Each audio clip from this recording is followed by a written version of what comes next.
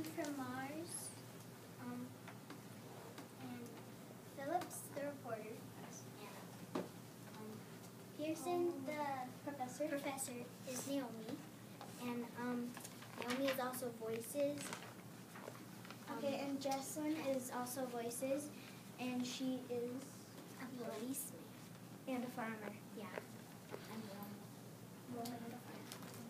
Yeah.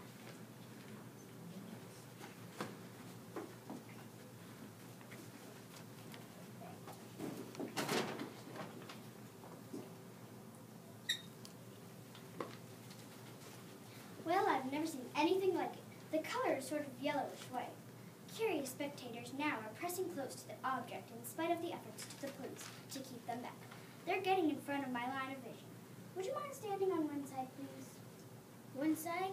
There, one side. While the policemen are pushing the crowd back, here's Mr. Wilman, owner of the farm. He may have some interesting facts to add.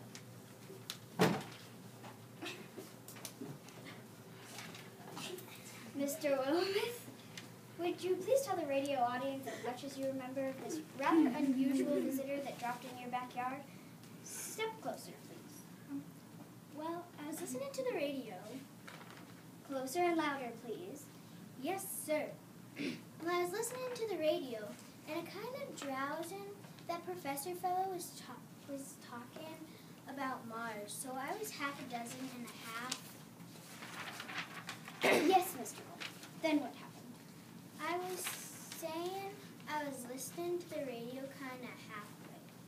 Yes, Mr. Wilmot. And then you saw something? Not first off. I heard something. And what did you hear? A hissing sound like this. Kind of like the 4th of July rocket. Then what? Turned my head out of the window and would have swore I was to sleep and dream. Yes. I seen kind of greenish streaks, and then zingo, something smacked to the ground, knocked me clear out of my chair. Well, were you frightened, Mr. Williams? Well, I ain't quite sure. I reckon I was kind of riled. Thank you, Mr. Williams. Thank you. Want me to tell you some more? No, that's quite all right. That's quite good. Do you hear? It's a curious humming sound that seems to come from inside the object. I'll move the microphone near. Here.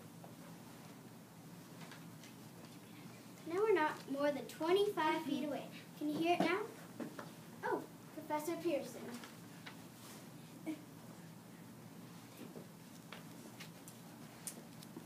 Yes, Mr. Phillips? Can you tell us the meaning of that scraping noise inside the thing?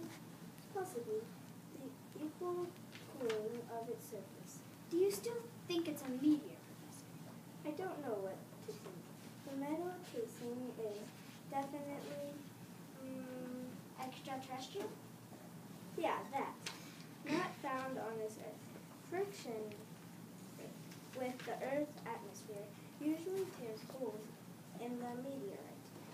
This thing is smooth and, as you can see, the cylinder shape. Ladies and gentlemen, you've just heard Mr. Wilman, owner of the farm where this thing is found. I wish I could convey the atmosphere, the background of this fantastic scene. Hundreds of cars are parked in a field in back of us. Police are trying to rope off the railroad leading into the farm, but it's no use. They're breaking right through. Their headlights throw an enormous spot on the pit where the object's half buried. Some of the more daring souls are venturing near the edge. Their silhouettes stand outside the metal sheet. One man who wants to touch the thing. He's having an argument with a policeman. The policeman wins. Now, ladies and gentlemen, there's something I haven't mentioned in all this excitement, but it's become more distinguished. Perhaps you've caught it already on your radio. Listen. Just a minute, something's happening. Ladies and gentlemen, this is terrific. This end of the thing is beginning to flake off. The top is beginning to rotate like a screw. The thing must be hollow.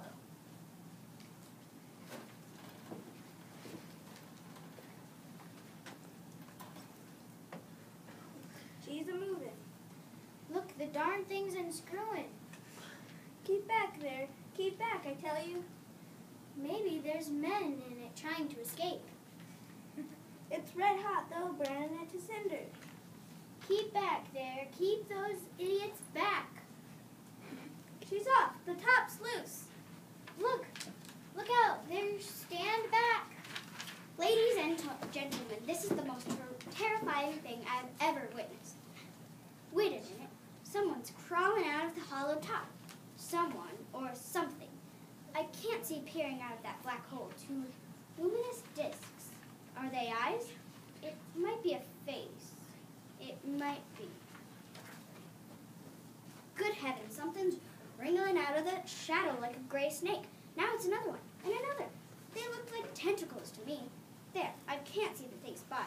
It's large as a bear and it glistens like wet leather. But that face, it's indescribable. I can hardly force myself to keep looking at it. The eyes are black and gleaming like a serpent. The mouth is V-shaped, saliva dripping from its rimless lips that seem to quiver in triple state. The monster, or whatever it is, can hardly move. It seems weighed down, possibly gravity or something. The thing's raising up. The crowd's back. They've seen it. This is the most extraordinary experience. I can't find words. I'm pulling this microphone with me as I talk. I'll have to stop the description until I take it. I've taken a new position. Hold on. Will you please? I'll be back in a minute.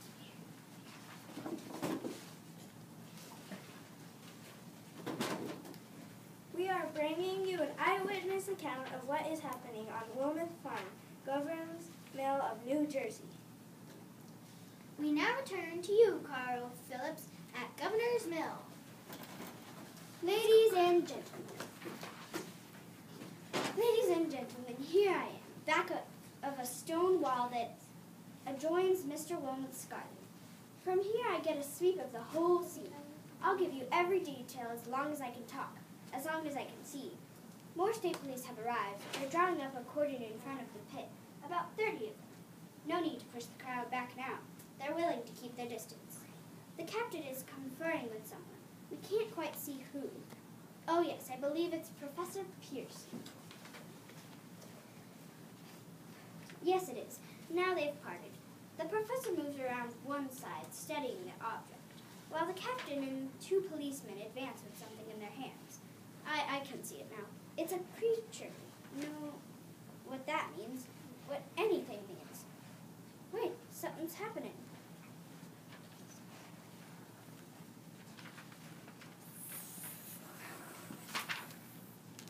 A humped shape is rising out of the pit. I can make it out, a small beam of light against a mirror. What's that? There's a jet of flame springing from that mirror, and it leaps right at the advancing man. It strikes them head on. Good Lord, they're turning into a flame. Now the whole field's caught on fire. The woods, the barns, the gas tanks of automobiles, it's spreading everywhere. It's coming this way, about 20 yards to my right.